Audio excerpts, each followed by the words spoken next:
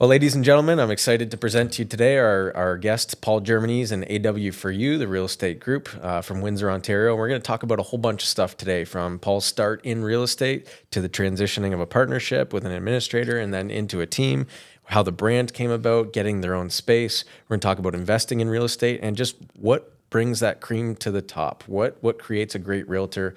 What do we need to have in the real estate industry? What are the clients that we serve, what did they deserve, and what sets great agents in the industry apart from everybody else?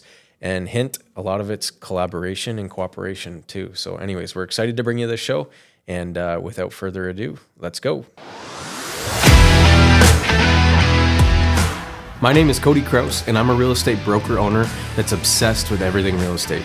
Investing, building, selling, developing, farming, you name it. I've been doing this since I was 18 years old, and I've learned a ton through trial and error, and I've met some of the coolest people ever. This is a show where I invite these people on to talk about their experiences and mine, plus everything else real estate. Let's go. Well, welcome back to the Everything Real Estate Show, everybody. Today, I have a familiar face for a lot of people from the Windsor, Essex area. I got Paul Germanese with me from AW4U, the real estate group out of Windsor, and we're excited for the conversation that we're about to record here. So for Paul, for people that don't know Paul, who is Paul?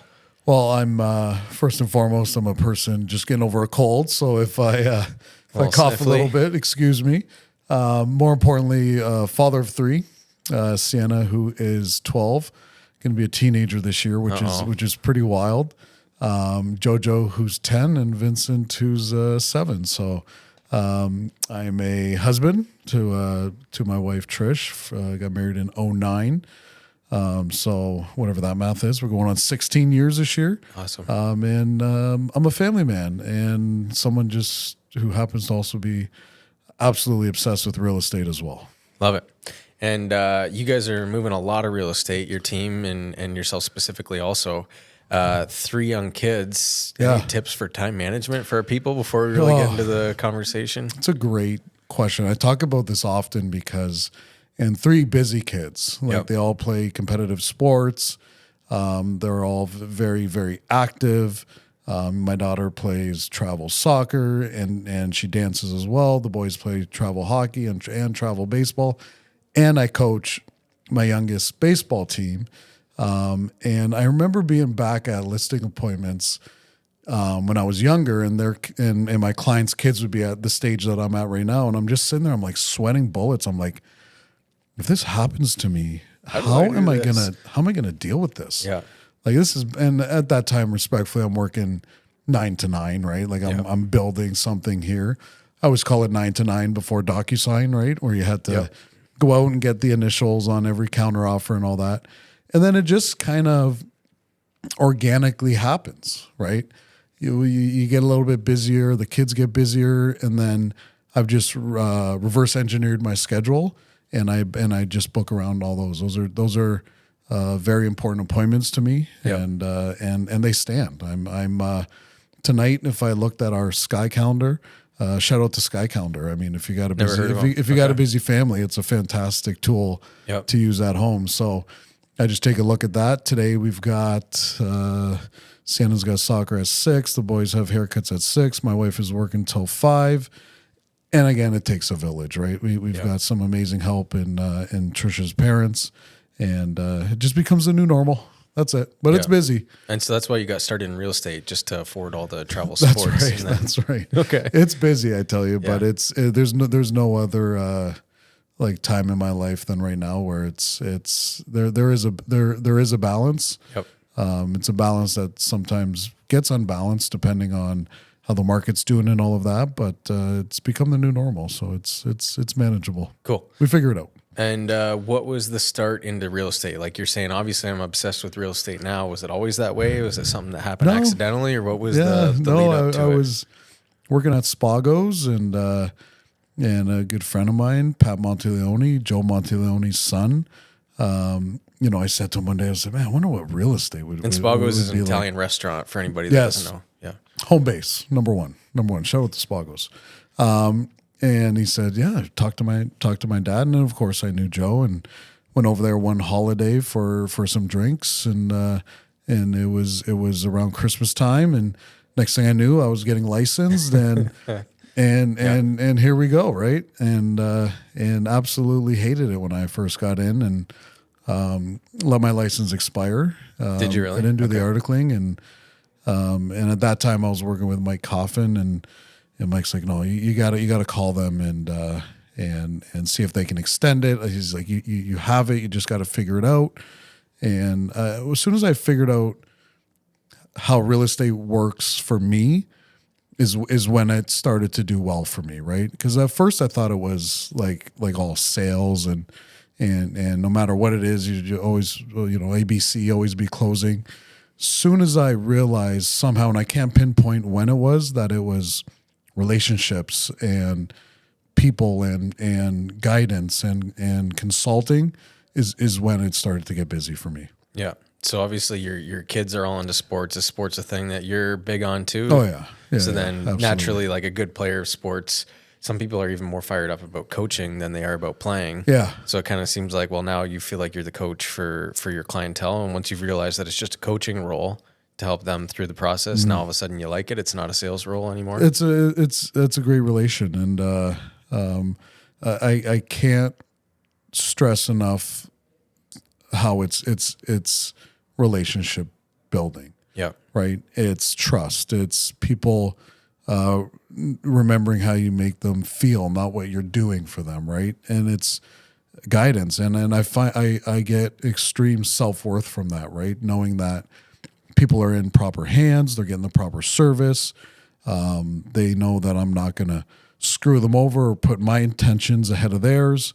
Again, we're not doing God's work by any means. We do get paid at the end of the day, but only if we do a good job, right? Yep. And if you continue to do a good job and consistently do it, you'll consistently earn a great living, which is the added bonus to all of that. But the self-worth and all that you get from it as well, from being of service to somebody is like that's what keeps me coming back. Yeah.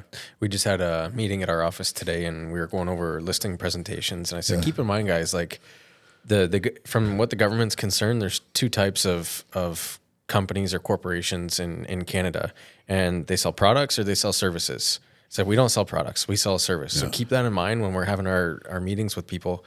We are there to be servants. We literally sell a service. We happen to, represent people buying and selling homes, but we're not physically, selling you the product that's coming to you. We are the service. That's totally what we are. And we got to keep that heart when we're meeting with people, that we are to be the servant here. We're not, hey, look at me, I do everything right, I'm going to tell you how to do this. Totally, you got to go in from the servanthood side of it. I agree 100%. And I think the ones that get that are, and can combine that with proper prospecting and follow-up routine, are the ones the sky's the limit. Yep. Right? The sky's the limit. Still comes down to the basics of real estate, right? Which is prospecting and following up. If you don't prospect with anybody, you don't have the honor of following up with everybody. And as a team lead, I always find the hardest part is to figure out with people how they enjoy prospecting, right? Because you got the cold calling, the door knocking. It's nothing that we've ever done. But if that's what you enjoy doing, then go do it, double down on it, master that, and then add the next layer. But always find that one thing and master that first, because there's so much to do. Yeah, I've been doing this for 18 years, and I'm just like, oh my God, there's so much still to do. Like, look at the position that you're in now, right? It's just you evolve into a different type of realtor throughout the years, and a different person, and your goals change too, right? So that's the beauty of real estate. So much to do. There's just so much that you can accomplish and work on, and layers to add, and it's a pretty special business. Cool. So 18 years you said now? 18 years, about 2 weeks ago, yeah. That's awesome. Yeah. Congrats. So started out as a single agent with a couple mentors in the business from the sounds of it. Yep. Didn't enjoy the first stretch, which is not uncommon. Right. My priorities might have been a little bit not where they are today either. I was in my mid 20s. I was again working at Spagos, and just I was having fun, right? Yeah. I was having, it wasn't a high priority for me. I could see myself doing it, but was I all in? No, as soon as I went all in, that was a differentiator as well. I made sure I had no plan B and then went for it. Love it. Okay. So did the 2 years let your license expire? Obviously you had to renew that. You decided, okay, I'm going to stay in it. And not only am I just going to stay in and be here, but I'm going to go all in. Yeah. No plan B, which I love. I mean, you know what? If you're going to fail, okay, great. But don't let it be because you didn't try all the way, right? Yes. Try all the way. And if it doesn't work, go on to the next thing and do that one all in. Absolutely. What point did the idea of a team come into place, and how did AW4U, or Always Working For You, come into being the team name? Was it always the team name, or was it Team Paul? Like, what happened there? No, so I ran for quite a while solo, and then started having children, and realized real quick that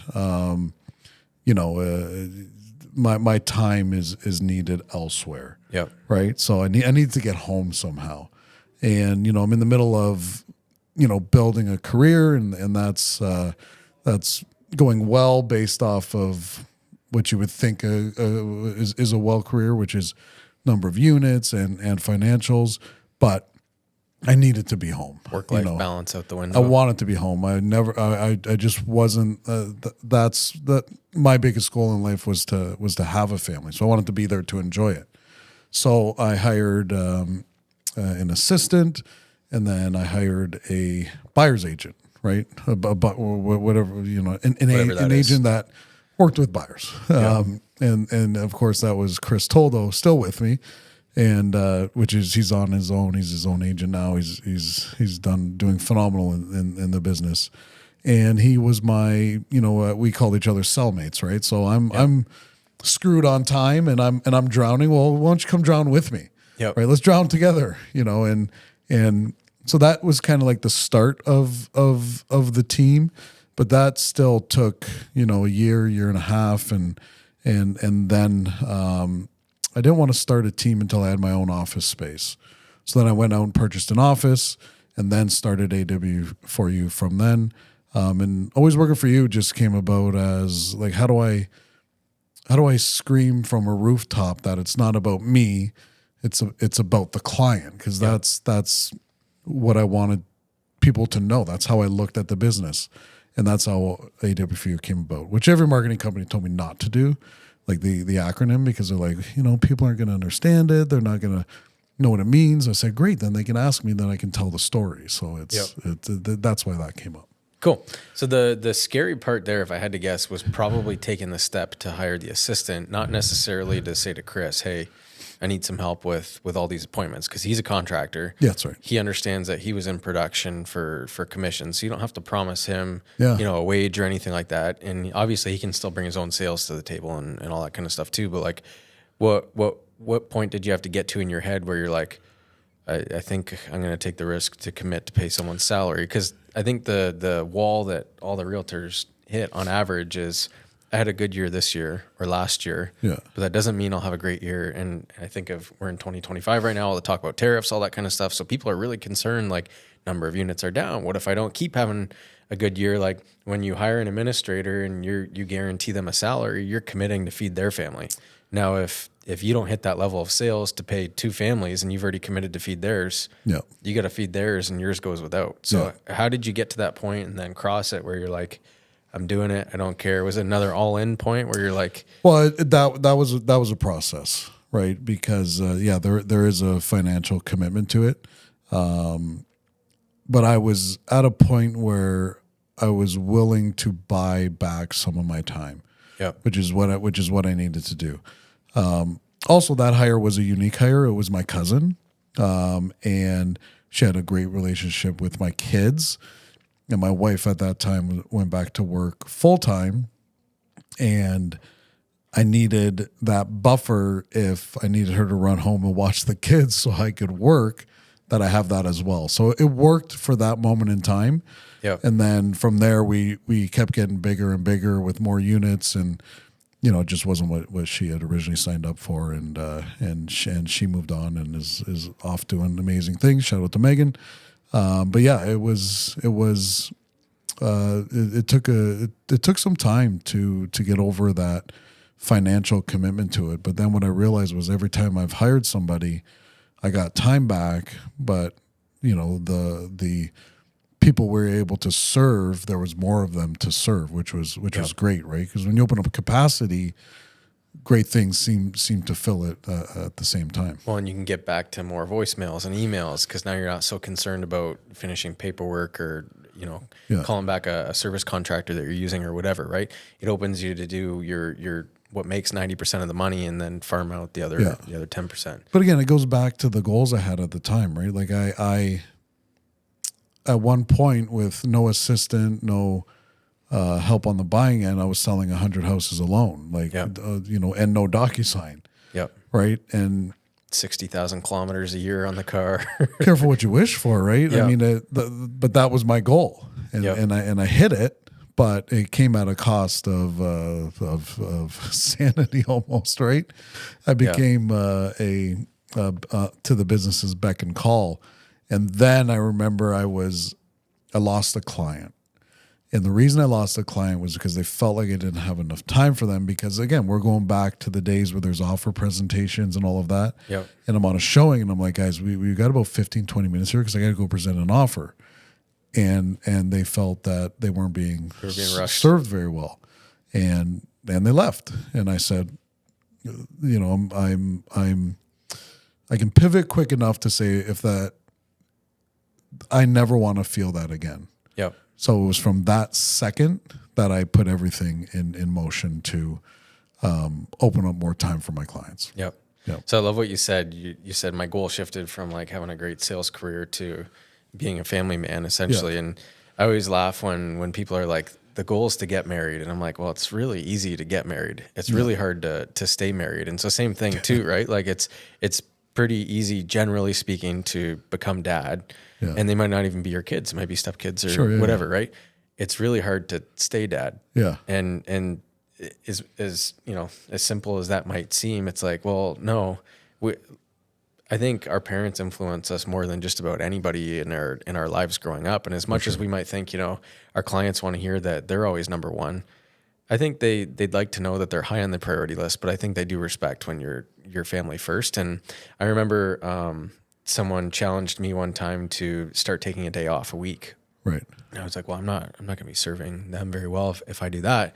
And there was a couple people challenging me that, and they said, well, number one, every day you work in a row, you're going to be less productive. And even though you think you're serving your clients better, you're actually going to be doing them a disservice by getting really tired and overburdened, and you're going to snap easy and you're going to start flying off the handle and all that kind of stuff. But then also, like, you're just going to start breaking down. Your relationship's not going to be good with your wife, with your kids, with your friends, and all work and no play makes Jack a dull boy. And it's just not going to be good. And it's like, oh, okay, well, like, here I am thinking I'm doing it for them, but it might be at the demise of them and me. Nobody wins with that either. And that's such a process to go through, right? And some people may look at that and almost like you're ungrateful for all the business you've done and everything that's coming at you, but you need to find the balance. And in real estate, it's very hard as an entrepreneur, it's very hard to find balance. And it goes back to whenever I sit down with a new agent, why do you want to get into the business? This, that, the other. And I love the answer of I love the flexibility and the fact that I can control my own schedule. Yeah, which is usually the number one answer. And I say that is fantastic. And yes, you could do that if you're bad at real estate, right? But if you're actually good at this and you're attracting clients, and the clients are enjoying the service, and the clients have full trust in you, you're doing good in real estate, and you're going to attract more clients, and then your schedule is gone. Yeah. Right. This will be the least flexible schedule of any job in the world that you've ever had. Right. And so getting into real estate for the flexibility of the schedule, very doable if you're like really bad at real estate. Yeah. So keep that in mind. Yeah. And if your number one thing is a flexible schedule, no problem at all. You won't be booking any appointments. Yeah. So you'll have tons of flexibility. I remember back when I first got in, it was at a conference or something, and whoever was up there said, real estate's the only job where you can leave for lunch not show up for another week and no one's going to call you. Yeah. Right. They're just, it's on you. We're entrepreneurs. Totally. We're in business for self. Right. Which in real estate can also be lonely. Yep. Right. Which it was the beauty of having a great brokerage or a great team. It's having that support and having that camaraderie that realtors have, where you can just banter and talk about deals and stuff like that, right? It's nice. Yeah, and work through the process. If you got a challenging deal and you're like, hey, I really need this for my seller, not sure how to progress this issue, whether it's clause wording or timeline overlaps or whatever. There's 1,000 different issues that can come up because at the end of it, no two deals are the same. You're dealing with different people and different life circumstances, and as much as it might seem black and white, ain't always the case. Yeah, there's some offers or transactions that I'm in the middle of, and if you just slow down and you think things through, and I'm always a worst case scenario realtor, so I'll think of the worst case scenario, then work my way backwards. Yeah. But there's some deals even today that I'm in, and when it's done, and I'm like, well, okay, good, I played that right. We everybody got to the finish line. In this market, sometimes a lot of new realtors from COVID, you gotta do both sides of the paperwork. But when the deal's done, I'm just like, man, I don't know how somebody who just got licensed they probably would have left 50, 60, 70, 80,000 on the table. Or it just wouldn't happen. Yeah, or it just wouldn't happen. Yep. Right. And I think it's when you're in the middle of the negotiation, that's when in this industry the cream rises to the top. Definitely. Right. When you're in that negotiation. And the difference between a professional realtor, like a professional, and someone holding a license, there's not very many of these. There's a lot of these, and there's a lot of really, really good real estate agents out there. And someone just holding a license is the wantingness, the willingness, and the know-how to negotiate. Yeah, that's the difference. And I think that's often where the self-interest shows up too, right? Yeah. Okay, are we letting commission get in the way of this, or are we letting our people get a home? Like, is that? Yeah. Okay, so back to teams. Yes. So partnered up, hired administrator, things are going great, and you're like, okay, we need some space now. We're going to get some space. We're going to pick a team name. Everybody said we shouldn't pick this name, but I think it's kind of along the lines of story branding, which is you want your client to be the hero of their own story, right? Yep. It's not about Paul and selling 1 million homes a year. It's about Sue and Joe who are, getting to go where they want to go and seeing their family grow or downsizing their investment portfolio or whatever it is, right? And so we're helping them do what they want to do, and we're always working for you. So how did that come about? How did that start building? And how has it led to what you guys are doing today? Yeah, so it was, it was honestly, it was one client at a time, and just the process that I implemented and I put in there from the care of the client and the care of the transaction and the care of the home inspection. It's the little things throughout the process when people come into our world over there. Like I'll use the home inspection for an example. It's changing the verbiage on things, right? Where I want to lose the deal on a home inspection. Yeah.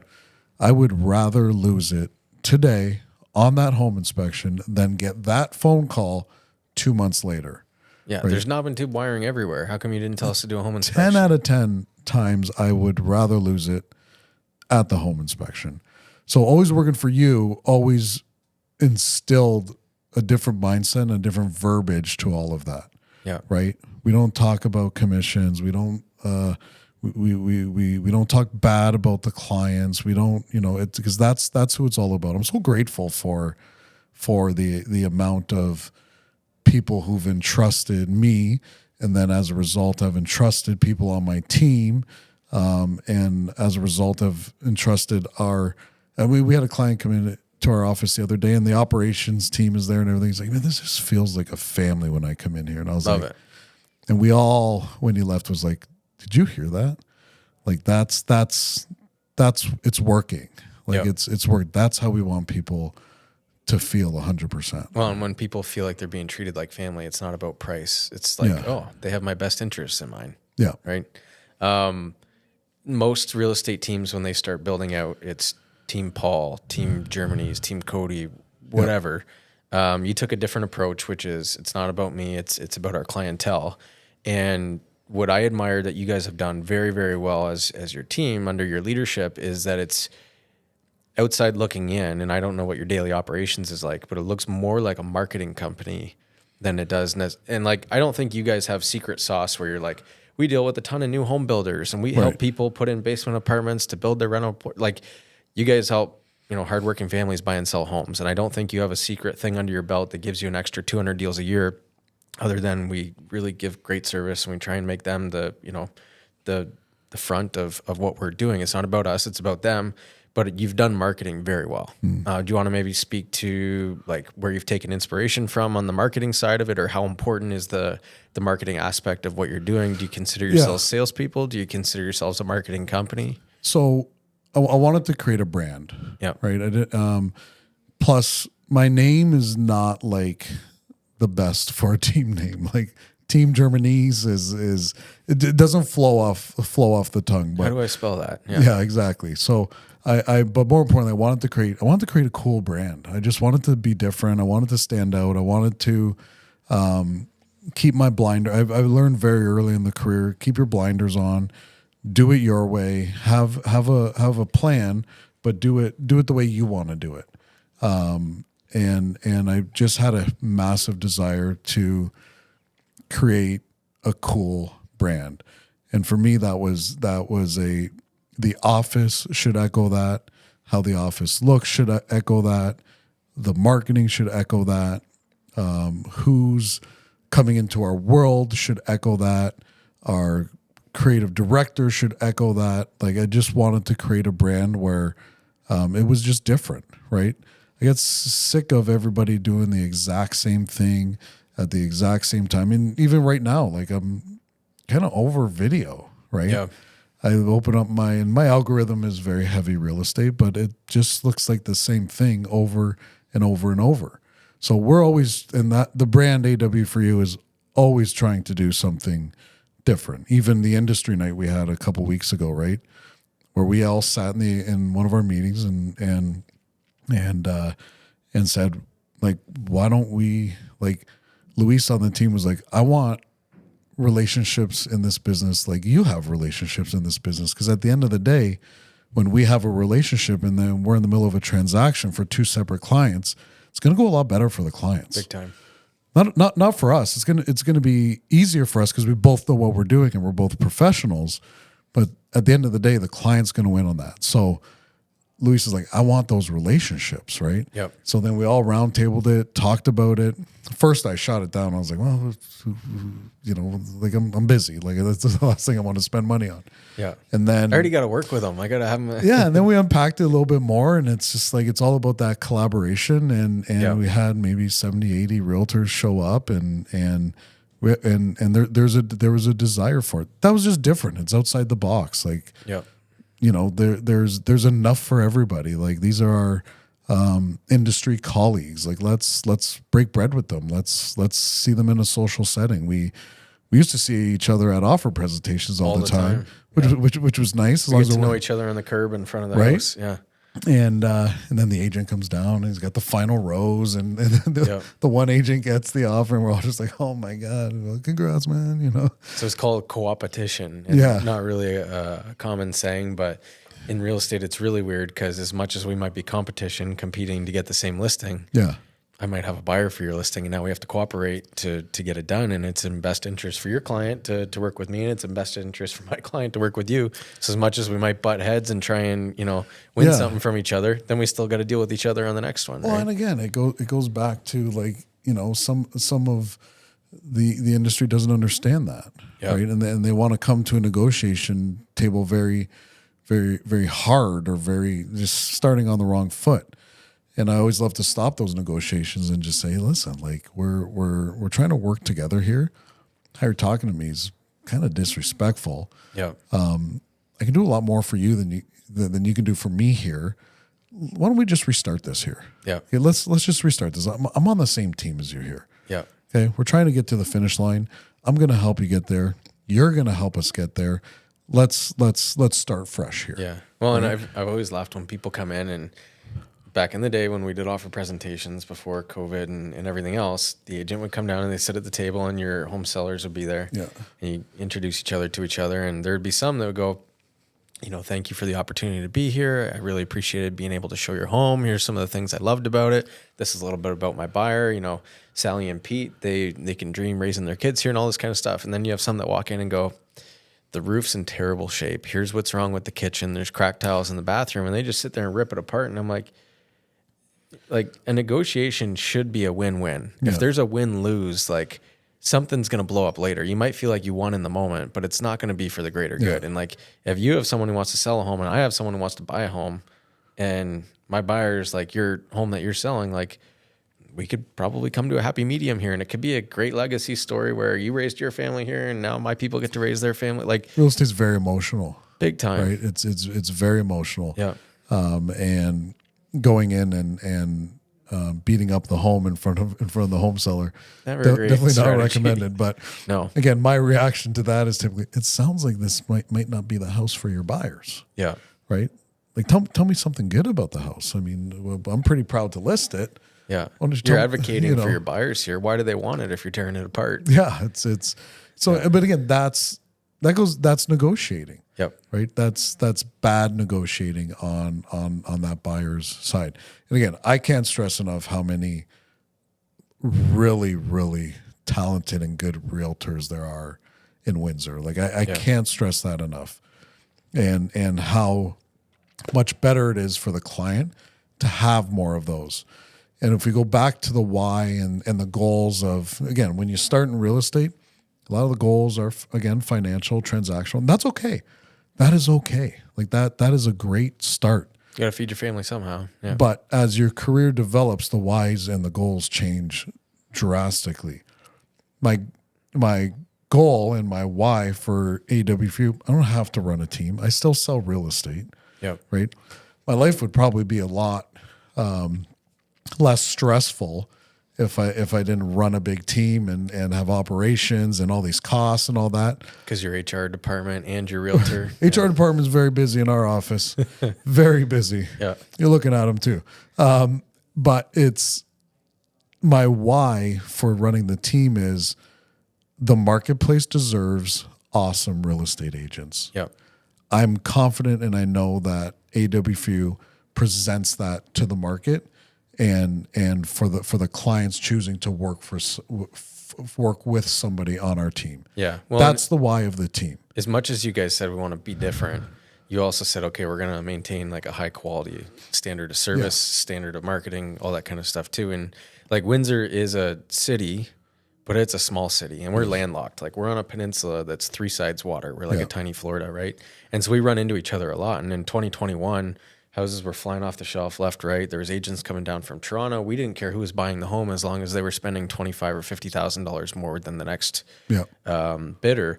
But when it's in this environment where homes aren't going up in price by the month and people are just trying to get back what they paid 3 years ago or 4 years ago or whatever, there's a different level of confidence that I would have presenting an offer to my sellers if I was like, hey, this is Paul. Dealt with Paul a ton over the years. He's always been great to work with. This is his buyer's offer. You guys may not love every aspect of it, but you know what? I've worked with Paul before and I don't think there was any ill intent as to why the price is what it is or why the conditions are worded this way. But I do believe that his people want it or else they wouldn't be wasting your time with it. And I think that Paul is going to be really reasonable to work with through on the process. And you might not even have necessarily the highest offer, but if there's a degree of confidence based on a relationship in the past, then that can mean the world of difference, right? Who cares if it's the highest price if the deal doesn't close? Yeah, and I have to justify an offer, any offer that I present. I have to justify it. One, I have to justify it to my clients. Yep. And two, I'm never going to just send you an offer and be like, here's my offer. No, here's my offer. This is why. This is where I see the numbers. This is how we feel about it. If you want to help me on the other end here, and I love just asking simple questions. How'd you guys come up with that list price? Can you share your comps with me? Am I missing something here? Here's mine. Show me yours, right? And again, that's a negotiation. That's starting it off on the right foot by saying, I see what your list price is. I'm trying to justify it. I'm having a hard time, right? So the ones that It's not I'm right, you're wrong. No. It's help me understand. help me understand. And then, a lot of times though, it's not your list price. Yeah. Sellers, again, going back off emotion, and real estate is so emotionally involved. We work a lot off people's deltas, right? They could be listing here because they bought something else here and they need that delta. It's not because it's what it's worth. It's we need 530 to move to the next And one. they will find out very quick if the market supports their delta or the market doesn't, because the market can stop listening to everybody once you're on market. That's the beauty of being on the market and an open free market where every agent works together, is that the market will speak crystal clear. Yep. And the market will tell you what it's worth. Yep. Right. So that's the beautiful. So even if you are on market and you don't sell, it's just as important to know what you're not worth than what you are worth. Yep. Then you can make adjustments and move forward. Okay, so shift gears. We followed, why I shift a lot of gears, by the way. So if I get off track here, just like ring me back in. No, all good. I'm shifting the gears here. Yeah. So we met Paul. This is why he got into real estate. Started as a single agent, developed as a an assistant and one teammate into AW4U. One thing that you mentioned is that you wanted to have your own office space, and I think that's really been a part of your culture, is having your own space to I guess host that culture in. And like, sidebar there before I come back to my real question is like, you said that real estate's really emotional, and it might just seem like we're selling a thing, whether it's a car or a house or a commercial building or whatever, but like, it's actually facilitating the experience where people are meeting and getting to know each other, whatever it might be, right? Like, it's not just a building. And I think of right now, like, there's something fresh in my head. So there's a church in the area that's they have a great group of people that want to meet together, and they don't have a physical location to do it. And as much as it might just seem like it's a banquet hall or a restaurant or an empty gym or whatever, no, it's a group of people that want to get together, and the real estate can actually facilitate that entire experience, and then all the memories and everything else that comes with it. Now, you mentioned that we didn't want to have the full team until we had the building to host it in. And so you guys went out and you bought a commercial building. Yep. Do you want to maybe speak to how investing in actually buying real estate, like sales has been good to you? You love doing that as a career. You love coaching people, guiding people through that process. How has owning real estate, buying real estate, been of benefit to your life, or not benefit if that's the case? Yeah, no, I'm as an investor, I know the type of investor that I am. I need something that's not going to cause me a headache. I need something that's not going to cause a lot of phone calls my way. So historically, as an investor, I'm typically newer construction or pre-con, residential mostly. I don't get too much into the commercial space. I don't get too much into the commercial space in real estate either, right? And I made that decision quite some time ago, or even today. Like in the sales side of it. Yeah, on the sales side, I don't have a desire to do commercial real estate. I don't think I know I could handle it. I know I could figure it out and all of that, but I don't think I'm the best at it. Yeah. So I'm not going to BS somebody by just taking the business just because it's there, but I'm not the most confident or the best at it. So I refer it out to whoever I feel is the best at it. Yep. Right. As far as on the which I'm sure people respect, like they do. Just because I'm in real estate doesn't mean I know everything about real estate. And I'm super passionate about like residential real estate, whether it's new construction, pre-construction, resale, of course. Like super passionate about that. I love the kitchen table. I love the emotion of it, and all of that. So I think that's probably why I tend to invest in residential real estate as well. That's what you know. So I'm not passionate about commercial real estate. It bores the crap out of me. I don't even want to get into it. It just it's not enough. It's not enough emotion for me. I don't know. It's just, well, that's Warren Buffett advice 101, right? Stick to what you know. Yeah. And if that's what you know, then and people do respect it a lot more. And again, if it's an uncomplicated deal, like sure, I'll do it. But as soon as we get involved with tenants or anything like that, like I'm out. Like I'm not the best to serve you in that. Yep. Whereas the confidence is opposite on residential, right, or condo, whatever it is. Super confident and like just enjoy it so much. As far as the investing is concerned, again, don't love it. I'm not a massive investor or anything. Grab a piece a year maybe, but I know what I'm also a little bit more seasoned, doing it for 18 years. I've seen what a decade in real estate does. Yep. And I know, especially in times right now, where things are up and down, long-term real estate is always undefeated. So everything I buy, I hold. I mean, when I was younger, I've flipped houses, I've built houses, I've done it all. Now I'm just holding. Yeah. So it's don't wait and buy real estate. It's buy real estate and hold. Yeah, Real estate and wait. Yeah. I hold, and again, that's you got to think about retirement. You got to think about your kids and stuff like that. So one conversation I had with a lot of people once they get a home is, great, how many kids do you have? If I didn't already find that out in the process, which usually you do. Oh, we got 3. I'm like, okay, so are we going to start buying homes for them too? And yeah. Everybody says, well, they're never going to be able to buy a home in today's market. Maybe, maybe not, but it also depends how you prepare them for it, financial principles in your household, all that kind of stuff. But like, I don't think it's a bad idea to try and build up, one rental property for each kid, and then somewhere between 18 and 25 being like, hey, got this for you. There's a loan on it. We're going to work with the bank to make sure that you got good credit. They think you can handle it. We'll get you onto it. You can continue to be the landlord if you wish. You can move into it if you wish, but you got to service the debt. You got to maintain it, all that kind of stuff, and kind of work them up to the point of, this will be yours. I worked really hard to get this to you, and I want to make sure that, you have the same opportunity I did, which is to raise a family in a home that you own and all that kind of stuff. And I'll help you do it, but I'm only going to do it for you once.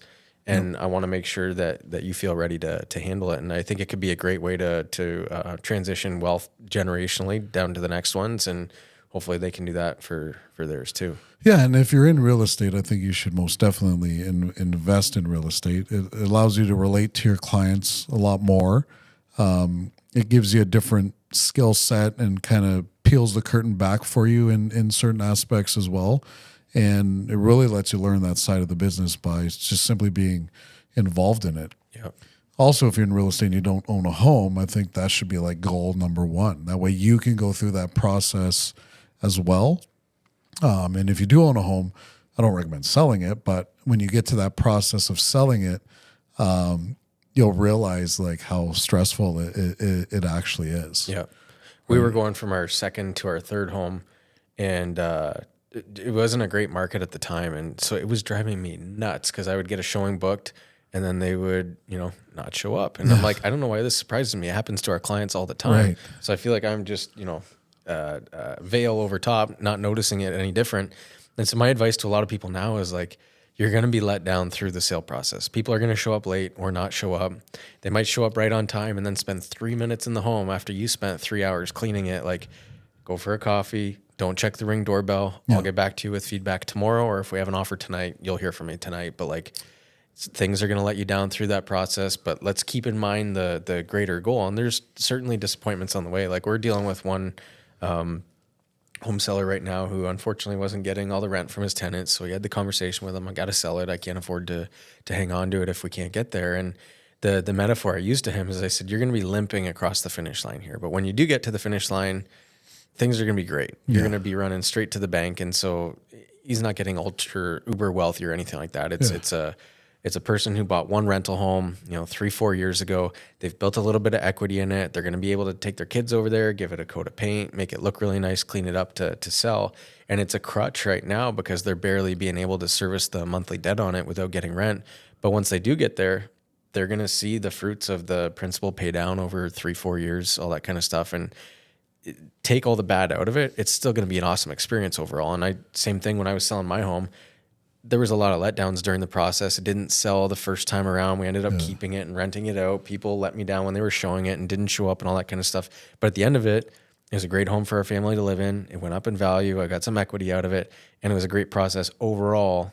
You just had to see the good And I think when you just put your realtor hat on there and you explain to your clients, listen, this is what could happen.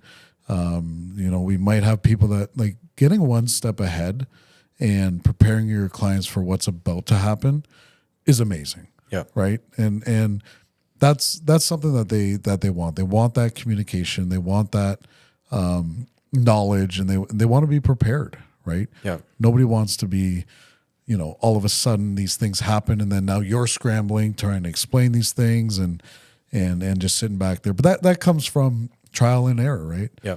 Trial and error in this business is good to have. Don't make a habit of it, because trial and error can also be very costly. Yep. It can be hurtful. Yeah. One more question for you is, how important from a team and business level are systems and scaling? And I guess I'll preface that by saying, like, are there systems that have made your job a lot easier and increased the quality of service that you've given to your clientele? And where do you draw the line at scaling it where I don't want to grow bigger, I'm content with what I have right now? Or is there always room to grow bigger depending on the system that supports it? You know what? As far as like growing, I found my sweet spot is 10 agents, give or take 2. That's where I'm at right now. We're at 11 right now. And that's my sweet spot. I'm living but again, goals and things always change. Yep. But right now I'm extremely happy with the size. Scaling with that size of team, though, is what I'm interested in. I'm interested cranking productivity out of the same number of people. Yes. So more units. I explain us like the Marines. We're not an open door team. Like, you can't. I got people that reach out all the time looking to get on the team. That's not how it works, right? I've picked every single person that's been there for a reason, and am super invested on their success. Yep. Right? And super invested in their failures too. Yep. Right? Which is the more important conversations that we have. But in this business, nothing is a failure. You learn from it all. But agent wise, I'm happy where I'm at right now. The best system for me if I put my realtor hat on was hiring a licensed assistant. So I have a full-time licensed assistant. And the biggest thing for me is evenings, weekends, touch bases, showings, all of that stuff is handled with her. So it's logistics. Yeah.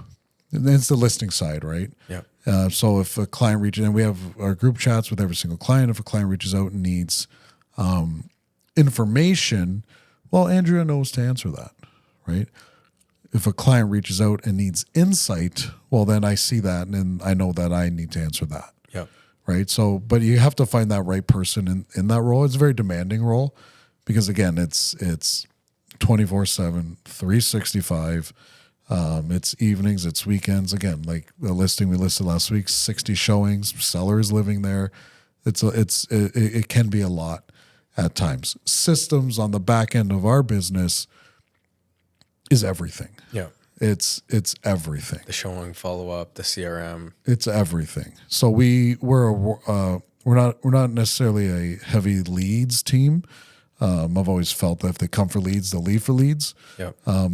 We're more of, teach a man to fish, he'll eat for a lifetime. So we want to teach them how to generate their own business. And that goes back to trying to figure out how they thrive and feel the most confident and comfortable in prospecting their way. That's always the hardest thing to figure out for people. Like if I use myself as an example, I'm a connector, right? Like I love connecting people. If you came to a birthday party of mine, you would see 5 different groups of friends. And the most beautiful thing ever is that this group of friends and this group of friends, they're all friends now. And, they've stood in each other's weddings and all that. I like connecting people. Yep. Right. I like being out there. I like meeting people. That's the secret's out. Everybody knows I'm in real estate. That's the hard part's done. Yep. Right. Somebody just getting into real estate. Your job is to make sure that everybody knows that you're in real estate. So it sounds like your secret system is the right people. Yeah. I've got, especially we made a transition to a new brokerage, which was quite a big change. Yep. Congrats, by the way. Thank you. It was wild, but a lot to do to do that. Even if you just look at all our marketing, Yep. right? Operations team handled that like you wouldn't believe. And I didn't really notice much, right? Yeah. And it's even like the little things. We threw when Moana came out, we rented 2 theaters out, had a bunch of clients there, and I'm stressing out, right? It's maybe 3-4 days away. And I look at Kirsten, my operations manager, and go, how are you feeling right now? Like on a scale of 1 to 10, is this thing gonna go off? She's like, I'm a 9. I said, oh, okay. And then I showed up. Now I'm good. I'm like, I feel like I'm not doing enough. And then I show up the day of, and it was awesome. Yeah. It was beautiful. It allowed me to go work in my genius, which is saying hi to everybody and giving hugs and catching up with everybody. We don't have to worry about all that other stuff. Yeah. Right. So having the right team beside you, that's a game changer. That is a game changer. If you saw what happens behind the scenes of a real estate team, like it is a symphony going on over there. Good. So not heavy metal. It's a symphony. Yes, Okay. that's right. Cool. So right people, right seat. That's a lesson from EOS. We just did some EOS training with our office, and that was get the those big boulders thing. moving. Get those seat. boulders moving. Yeah. Yeah. Yeah. And that's, again, I feel real estate would have been extremely mundane for me had I not fallen into starting a team. Yeah. Right. Because it would have been this, it's the listing appointments, it's the buyer's appointments, mixing in a team and being able to work on the back end operation stuff. It's pretty cool. Yeah. And when I say there's so much to do, it goes back to that back end and how much there is to do to be great. Yep. Right. You could do nothing, but like we're looking to be extraordinary. Like we've got massive goals. Like we want to be, somewhere where we haven't been yet. Yeah. And we got to move those big boulders to get there one at a time, right people in the right seats. And that's exciting. And maintaining the quality of service or improving it at the same time too. That's just how we're built. Yeah. Even if like the only time you'll get like an immediate sit down in my office is if you do something morally wrong, right? Our morals are very, very high there as well. And 2, if you do shitty real estate, yeah, where the level of care just wasn't there, that is like grounds for dismissal. So self-interest was above client interest. Yeah. Yeah. Because we're here for the long term. This is a long-term game for me. Again, 18 years in, I feel like I'm just getting started every day. Like I'm nowhere near where I want to be. Yeah. But sometimes when I zoom out, I'm like, wow, we've done some pretty amazing things, right? So sometimes I do have to sit back and just enjoy what we've accomplished. But the only way I could have accomplished where I'm at today is with the people that have come into our world. Yeah. Right. It's not about me. It's about we and the team. And again, it goes back to another reason I took my name out of the team. We don't work for the man, we work for the brand, and everybody rocks it, everybody enjoys it, and it's been pretty awesome. Cool. So 18 years and you're an overnight success. 18 years overnight success. Quit. Didn't do my articling after year 2. Yeah. Sold a house or 2 year 1. And when I tell that story, I'm like, I only sold maybe in my first 3 years, maybe 5 or 6 houses, but I did them really good. Yeah. I did them really good. And my timing getting into real estate was actually perfect because it was 07, 08. And those are great times financially. It was awesome. In Windsor, Ontario. Yeah. I was also one of the youngest realtors in the city. It was a different business back then. Yeah. And my friends were starting to buy. Yep. And we were, give me 110 to 130 and I'll get you in South Walkerville, South Windsor, Riverside. Get a great home for $80,000. Wherever you want. I'll get you in an awesome neighborhood. Yeah. And then when those buyers became sellers, well, the market started transitioning into a seller's market. Yeah. Right. So it was. Well, and you don't know what you don't know. That's the famous saying at our office right now. So if you get into real estate during a terrible economic time, you just kind of thought this is always how it was. Yeah. And then so when things get great, you're like, oh, wow, there is another side to this coin. But I work like it's 08 all the time. Yeah. I just work like it's 08. should probably get a shirt that Like, says, like 9 to 9 before DocuSign is the shirt that's coming out. yeah, But even in a market like this, we still thrive, yep, right? Markets like this present a lot of opportunity. Markets like this also eliminate a lot of people from using their brother's, sister's, cousin's, neighbor yep. who just got licensed. The job right now isn't to maximize the value and set records. It's to actually sell the house. Yeah. Anybody can put it up for sale. Not everybody can actually sell it, right? Yeah, I had a client, I was at a listing appointment yesterday, and we're talking about staging. And again, this goes back to how you're built. And I know he doesn't want to stage the home. He doesn't want to go through it. Yep.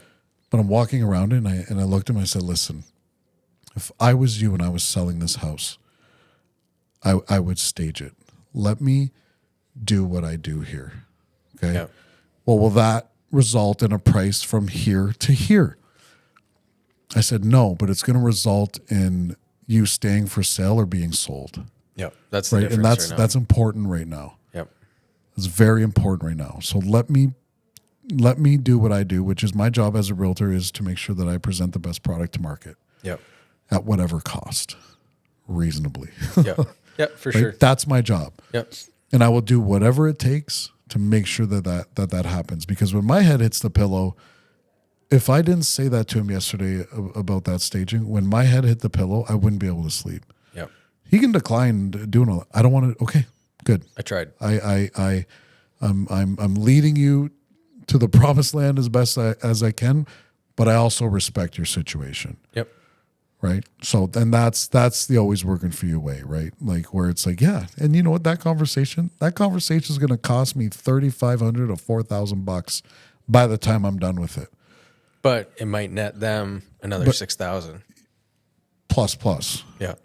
Not, but it's the right thing to do. Yeah. It's the right thing to do. I'm talking netting them, Yes. not netting us. But Yeah. at the end of it, it's a cost line item for you. But like you said, it could be the difference between staying for sale and being sold. Yeah, and it's the old adage in my office, like or when anybody asks me, what's the secret, right? Like what's this? Work hard, give a shit. That's it. First part is very easy. You can look. It's very easy to look busy and work hard. Yeah. That giving a shit part, that's More difficult. You have to have that in you. Well, and it requires an emotional investment on your part. It has too, to be. It has to be in you because if you don't and you're in this for financial reasons or commissions and only that, people will spot that out from a mile away. Oh yeah, commission breath. Yeah, Give a you can shit. Smell it. Give a shit, please. Cool. Yeah. Paul, if people want to follow you online, where do they follow you at? I believe it's AW4U, the real estate group on Instagram. Yeah. And that'll be across all platforms. Very easy to find. It's like when everybody asks me if you have a business card, I'm easy to find. Just look me up. I'm always available. My phone rings, I pick it up. Yep. Yeah. Cool. Any last things you want to leave the listeners with? Congrats to you. Congrats to you. Starting an awesome brokerage there. I love what you're doing. Gaining amazing steam there. And I think the industry's lucky to have a person like you. And I think everybody at your office is lucky to have a leader like you. So congrats on your transition in your career, going to the broker side and taking a great brand and brokerage and taking that over to new heights. The industry deserves people who are obsessed and care like you. So we owe it to them, Yeah. right? We owe it to the people that we serve. So absolutely. appreciate it. Yeah. Ladies and gentlemen, Paul Germanese and AW4U. Thanks for listening to the show, folks. Please keep in mind that this show is not offering legal, financial, or accounting advice, but rather opinions and experiences in the world of real estate from the host and the guests. If you're enjoying the show, please rate, review, and share with your friends and colleagues. And if you think that there's someone that needs to be on this show, please feel free to connect them with me. Or if there's a topic that should be discussed, feel free to let me know. Thank you so much, and bye for now.